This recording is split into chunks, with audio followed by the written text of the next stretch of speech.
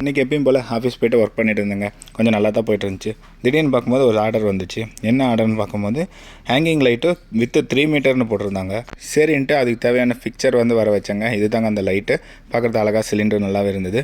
அப்புறம் அதுக்கு தேவையான ஆக்சஸரிலாம் எடுத்துக்கிட்டு ஒன் பீஸ் சாம்பிள் பண்ணிடலாம் அப்படின்னு சொல்லிட்டு ஒர்க் ஸ்டார்ட் பண்ணுங்க. ஃபஸ்ட்டு ஒயரெல்லாம் கட் பண்ணி எடுத்துக்கிட்டு, இது ஸ்ட்ரிப் பண்ணுறது கொஞ்சம் கஷ்டமாக இருக்கும். ஆனாலும் எனக்கு கொஞ்சம் ப்ராக்டிக்ஸ் இருந்தனால கொஞ்சம் வேகமாக பண்ணிட்டேன். ஒயர் கட் பண்ணி ஸ்டைலில் வச்சுட்டு பிக்சர் எடுத்துட்டேங்க. இந்த பிளேட்டை ரிமூவ் பண்ணி எடுத்துகிட்டு இதில் தான் நம்ம வேலையே இருக்குது. பிளேட் ஓப்பன் பண்ணி பார்க்கும்போது தான் தெரிஞ்சிச்சு நமக்கு தேவையான ஹோல்ஸ் அதுலேயே ஆல்ரெடி இருக்குது. சரி வேலை கம்மின்னு சொல்லிவிட்டு பிளேட்டையும் நம்ம கட் பண்ணி வச்ச ஒயரையும் ஸ்டாப்பர் வச்சு டைட் பண்ணி எடுத்துக்கிட்டேன். இப்போ ஒயரையும் அந்த ஃபிக்சரில் இருக்கிற ஒயரையும் கனெக்ட் பண்ணுறதுக்கு ஒரு கனெக்டர் எடுத்துகிட்டு ப்ரெஸ் பண்ணி ஜாயின் பண்ணிக்கிட்டேன். அவ்வளோதாங்க, ஆல்மோஸ்ட் ரெடி.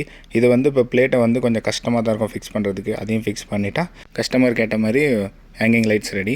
அப்புறம் இன்னொரு பக்கம் வந்து நம்ம இதுமாரி ஒரு பேஸ் ஃபிட் பண்ணுவோம். இது பேஸ் எதுக்குன்னா இந்த பேஸை வந்து சீலிங்கில் ஃபிட் பண்ணுவாங்க. சீலிங் ஃபிட் பண்ணால் ஒயர் ஹேங்கிங் ஆகும். அதனால் லைட் வந்து ஹேங்கிங் லைட் ஆகிரும். அவ்வளோதாங்க, ப்ராசஸ் முடிச்சுட்டு மீதி ஒர்க்கை வந்து டீம் கிட்ட கொடுத்துட்டேன். அவ்வளோதாங்க, பிடிச்சிருந்தா லைக் பண்ணிவிட்டு என் சேனலை மறக்காமல் சப்ஸ்கிரைப் பண்ணி வச்சுக்கோங்க. பாய்.